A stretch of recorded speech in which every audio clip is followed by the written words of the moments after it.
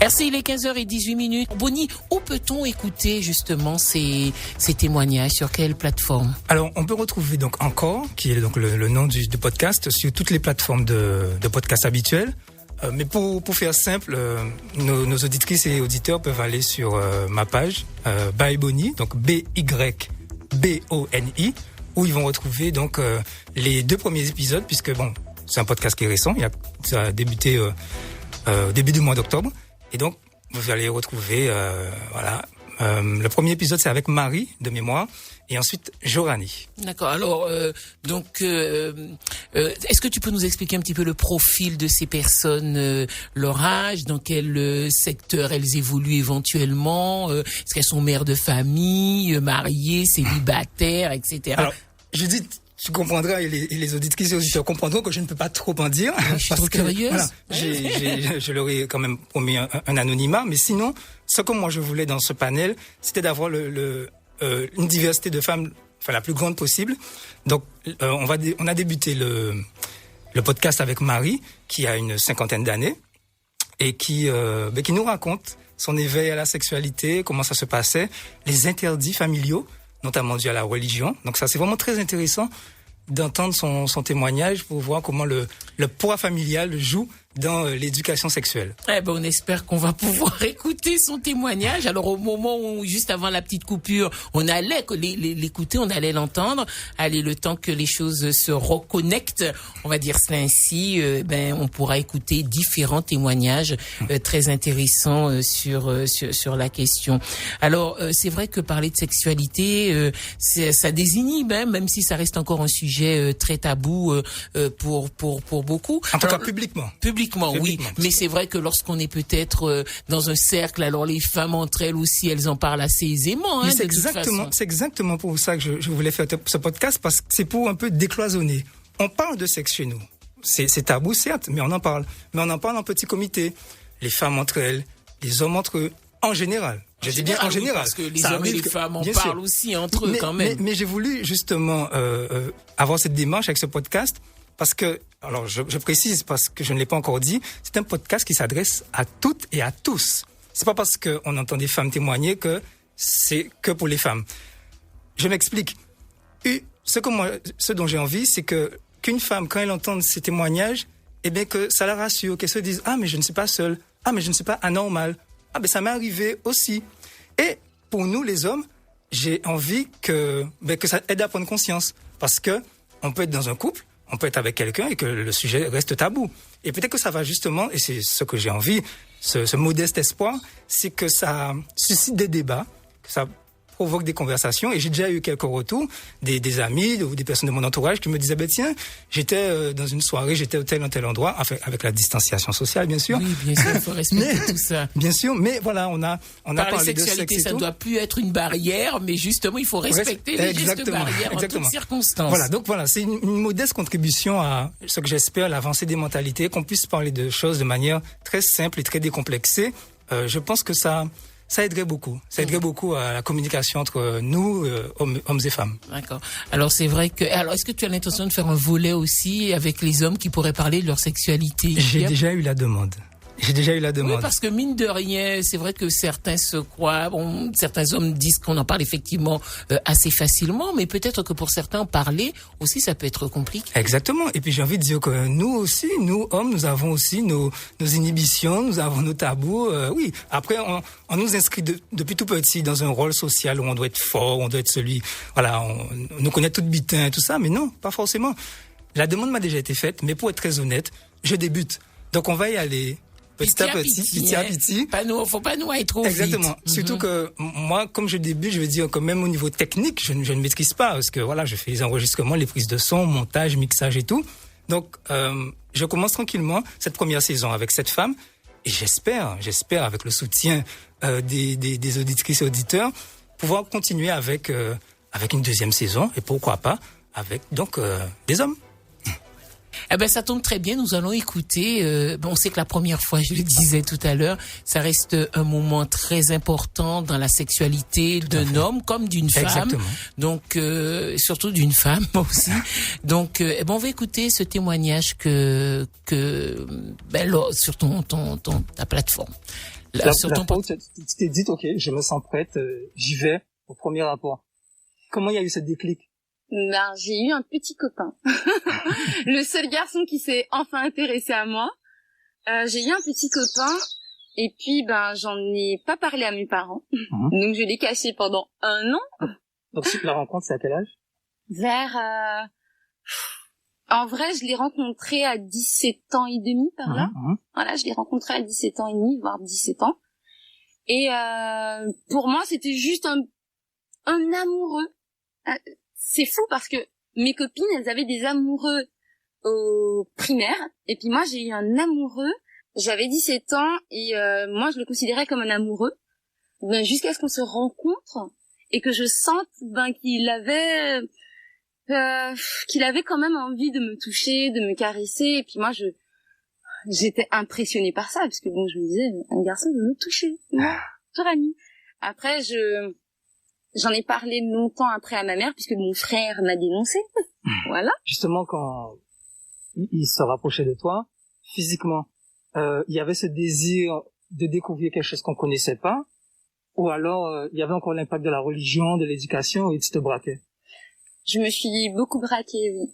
Je me suis beaucoup braquée parce que j'avais l'impression d'enfreindre la loi qui a été instaurée par ma famille. Voilà, donc c'est vrai que ça a pris énormément de temps, mais en même temps, j'avais envie de m'émanciper. J'avais envie de faire quelque chose de totalement différent. Et peut-être là, je me suis dit, donc c'est ça l'amour. Donc pour qu'il reste avec moi, quand même, il faut peut-être que je saute le pas. Donc il y avait cette influence. Comment ça s'est passé en fait, tout simplement? Comment tu as cherché à savoir comment est-ce qu'on fait dans ces cas-là? Tu as discuté avec des copines pour la première fois? Non, j'ai regardé sur Google. Tu regardais quoi sur Google? J'ai regardé sur Google qu'est-ce que des préliminaires, puisque en vrai, j'entendais mes copines en parler. On n'en parlait pas ensemble, mais j'entendais les filles parler. Okay. Donc c'est vrai que c'était pas des conversations auxquelles je participais, mais j'avais quand même une petite oreille tendue, finalement. Qui traînait, ouais. Ouais, j'avais quand même une petite oreille qui traînait. Et du coup, c'est vrai que j'écoutais un peu, j'entendais préliminaires, j'entendais pilules. Moi, je savais pas ce que c'était, voilà. Ah si, quand même, parce que j'ai pris la pilule assez tôt, mais c'était juste pour l'acné. Okay. Donc voilà, je ne savais pas quelle était la réelle utilité. Mais c'est vrai que j'ai fait mes recherches sur Google et au fur et à mesure, j'en discutais avec mon petit copain de l'époque. Il avait quel âge? Il avait mon âge. Et il était déjà expérimenté ou bien pour lui aussi? Pas du tout, c'était sa première fois. Encore. Sa première fois. Mais il m'avait l'air expérimenté. Voilà. Dans sa façon de parler, il savait déjà, le simple fait qu'il sache plus de choses que moi, ça me rassurait. Et faire le pas, donc avoir ce premier rapport. Ouais. C'était, comme tu disais tout à l'heure, ce désir de découvrir quelque chose quand même dont tout le monde parle et qui doit être excitant quelque part. Ou c'était par amour? C'était par amour. Ça n'avait rien de... Je ressentais pas réellement l'envie, l'excitation en soi. Je la ressentais pas, c'était pas sexuel pour moi. C'était pour moi un devoir. Un devoir? Ouais, je sais, c'est bizarre. C'était pour moi un devoir parce que je me suis dit qu'il faut que je passe par là pour pouvoir rester avec ce garçon toute ma vie. Voilà. C'est comme ça que je l'ai vécu. Ouais. Mais c'est pas un discours qu'il a tenu en te disant si tu veux rester avec moi. Non, c'est pas un discours qu'il a tenu. C'est moi-même qui me suis fait mes propres idées, mes propres a priori. Voilà pour le témoignage donc de cette jeune femme, donc d'une trentaine d'années à peu près.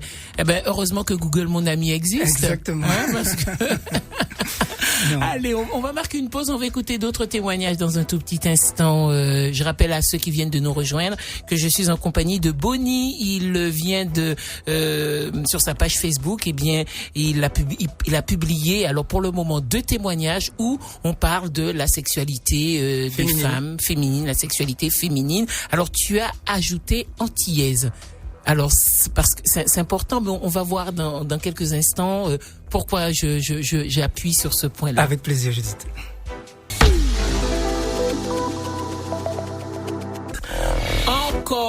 Encore et encore. Mais non, c'est en et plus loin corps. Oui, ouais. Donc une page où tu donnes la parole à des femmes qui parlent de leur sexualité. Alors, sexualité de la femme antillaise. Alors, ça, oui. Est-ce que cette sexualité de la femme antillaise est particulière, spécifique? Globalement, elle n'est pas particulière que la sexualité en général de d'autres femmes, mais c'est sûr que la sexualité en Guadeloupe, en Martinique, en Guyane, comme ailleurs, elle est quand même fortement influencée par notre culture.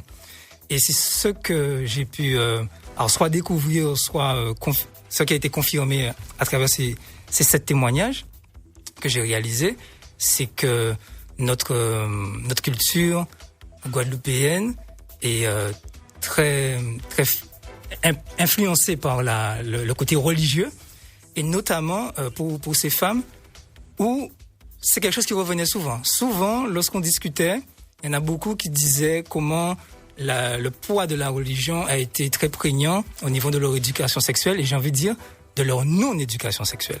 Il y avait beaucoup d'interdits, et c'est Marie, lors du premier épisode, qui raconte une anecdote qui fait sourire aujourd'hui, mais c'est sûr qu'elle n'a pas dû le vivre très bien. C'est qu'elle disait que lorsqu'elle a commencé à s'adonner à des plaisirs solitaires, elle culpabilisait. Parce que le dimanche, à l'église, on lui disait que c'était mal. Donc ça fait sourire aujourd'hui, mais on peut voir comment la religion peut jouer un rôle très fort jusque dans notre intimité. D'accord, ça tombe très bien. On va écouter justement le témoignage toujours sur encore, que je vous invite d'ailleurs à connectez-vous pour aller écouter ces différents témoignages. Donc la masturbation et les sextoys, ce sont des choses qui t'ont aidé? Oui, ça m'a beaucoup aidé. Parce que je ne savais pas auparavant qu'on pouvait ressentir autant de plaisir en se touchant déjà, et même en couchant avec quelqu'un d'autre. Je ne savais pas vraiment ce que c'était. Voilà, donc alors justement, comme il nous reste peu de temps, il y a ce témoignage également de cette même personne qui parle de l'absence de sexualité dans le couple, mais à un moment bien précis de sa vie. Oui, alors donc déjà dans cet extrait, elle nous explique comment elle est arrivée totalement dépourvue d'expérience et comment ça a été vraiment une révélation pour elle. Et puis effectivement, pour rebondir sur ce que tu disais, oui, il y a eu des témoignages aussi où des femmes disent comment le sexe peut être absent du couple. Alors pour différentes raisons, certaines parce que ça a été révélateur d'un souci avec le partenaire, mais d'autres où c'était plus positif, c'est-à-dire que voilà, il y a eu pour des raisons très ponctuelles une absence de sexualité, et comment le couple a réussi à gérer, à rester quand même, parce que l'amour est encore présent, comment ils ont pu gérer le sexe autrement. Mais je tiens à préciser une chose très importante, ce sont des témoignages qui se veulent authentiques, naturels. Il n'y a pas de démarche de voyeurisme, il n'y a pas de vulgarité. Vraiment, je vous invite à vous connecter sur la page donc Byboni, BYBONI, et vous ferez un jugement vous-même. Vous verrez que on en parle de manière très simple et encore une fois sans vulgarité. Est-ce que tu pourrais rester avec lui s'il n'y a plus de sexe, ou si le sexe n'est plus satisfaisant? Est-ce que le sexe est devenu aussi important que ça? Ça reste quand même important, oui. Le sexe est très important. Je pense que des deux côtés, puisque c'est un jeu pour nous, mine de rien. Enfin, c'est ce qui permet d'entretenir le couple. Donc, je sais pas, j'arrive pas à imaginer nous deux ne pas faire l'amour, en fait. J'arrive pas à l'imaginer. Mais oui, si demain il y a plus de sexe, parce que c'est déjà arrivé pendant un moment, parce qu'il y a des soucis de santé, oui, on s'aimait quand même. Oui, on s'aimait quand même. Donc, oui, je réfléchis là, effectivement, ça me vient maintenant. Mais s'il n'y a pas de sexe, je l'aimerais toujours autant, je pense. Ce sont les jeux dont tu parlais qui permettent de garder la flamme? Oui. Ouais, je pense ce sont de petits jeux, et puis, Quand il me prend en photo aussi, hein, il y a un peu de ça. Quand Marvin me prend en photo, j'ai quand même un regard sur lui qui est plutôt sexuel. C'est-à-dire quand je le regarde me prendre en photo, moi ça m'excite. Et lui aussi. Donc c'est vrai que quand on se retrouve à deux des fois et qu'il me prend en photo, moi j'ai envie de manger mon homme. J'ai envie de manger mon homme. Donc oui, ce sont ces petits jeux-là aussi. Donc le sexe amène cette complicité? Oui, je pense. Même si je pense qu'on est déjà complices dès le départ, puisque Marvin n'était pas aux Antilles comme moi j'y étais, quand on s'est vraiment connus, quand la relation s'est construite. Du coup, on parlait beaucoup. Et c'est vrai que le simple fait de beaucoup parler, et de ne pas être ensemble, déjà, il m'a poussé à me connaître, moi. Ça veut dire, de me toucher. Voilà, il m'a dit, mais touche-toi, achète-toi des choses, vas-y, commence à te toucher, comme ça. Au fur et à mesure, quand on se verra, ce sera mieux. Et effectivement, il m'a appris à me connaître. Et puis, je pense qu'il se connaissait déjà. Hein. Et c'est vrai que quand on s'est vu, j'ai l'impression qu'il savait déjà comment faire. Eh bon, on va marquer une courte pause avant de conclure avec Bonnie. On vous invite à aller sur le Facebook By Bonnie, BYBONI, pour écouter ces différents témoignages. Une courte pause de publicité, on se retrouve dans quelques instants. L'ambiance culturelle, toujours au cœur de nous. 15h-16h le vendredi, en compagnie de Judith.